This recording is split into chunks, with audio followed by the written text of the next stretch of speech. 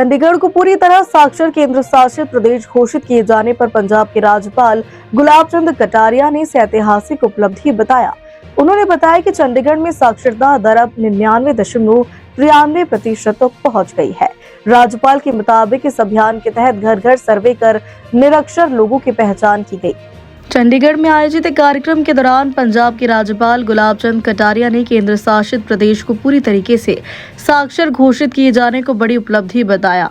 उन्होंने कहा कि चंडीगढ़ की साक्षरता दर अब 99.93% तक पहुंच चुकी है, जो देश में सबसे अधिक मानी जा रही है। राज्यपाल के अनुसार इस लक्ष्य को हासिल करने के लिए प्रशासन ने विशेष अभियान चलाया था।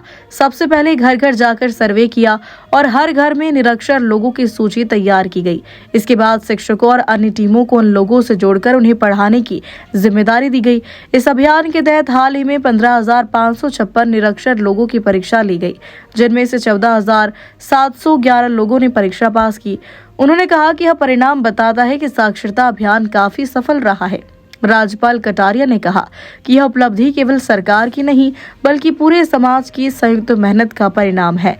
वहीं व्यावसायिक एलपीजी सिलेंडर की कमी की खबरों पर उन्होंने कहा कि जब दुनिया में किसी तरह का संकट या अस्थिरता होती है तो उसका कुछ न कुछ असर भारत पर भी पड़ता है। उन्होंने कहा कि ऐसे हालात में देश को परिस्थितियों के अनुसार खुद को ढालना पड़ता है। और उसमें भी परसेंटेज की दृष्टि से देखें तो मैं सोचता हूँ कि शायद जो 5 हमसे पहले साक्षर हुए हैं उनके परसेंटेज से भी अगर मिलान करेंगे तो शायद मेरा ऐसा अंदाज है हम परसेंटेज में देश में नंबर 1 पे होंगे कि हमारे यहाँ साक्षरता 99.93। मैं सोचता हूँ कि 100 में कुछ ही 452 लोग ऐसे बच गए हैं अभी चंडीगढ़ में जो अभी साक्षर नहीं हुए हैं। इनका पता हमने पहले सर्वे किया घर से घर, और हर घर में जो कोई भी साक्षर नहीं था उसको हमने सूचीबद्ध किया, और उसके बाद फिर हमने अपने जो सारे शिक्षक और बाकी जो टीम थी उनको प्रत्येक सूची के लोगों को एक दूसरे से जोड़ने का प्रयास किया ताकि वो जाकर के उसको साक्षर करें।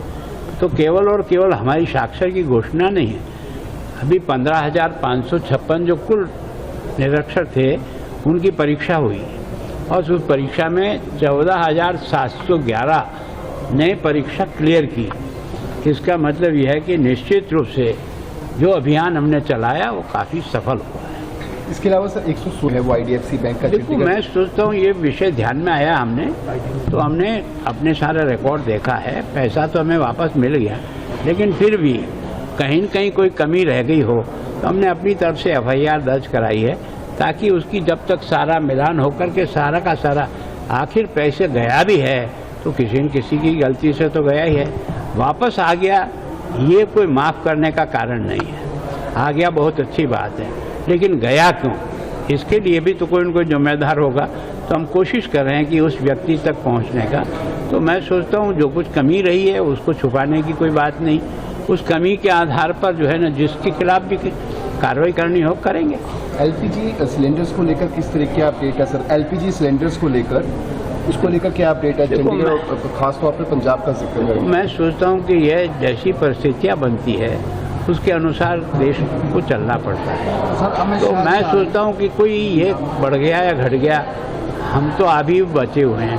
जो लोग युद्ध की ज्वाला में झोंक दिए गए हैं या झोंकने के लिए तैयार हुए हैं, उन लोगों को किस प्रकार की स्थिति से गुजरना पड़ रहा होगा। जब विश्व में इस प्रकार की उथल पुथल होती है तो थोड़ा बहुत असर हमारे पर भी आता है।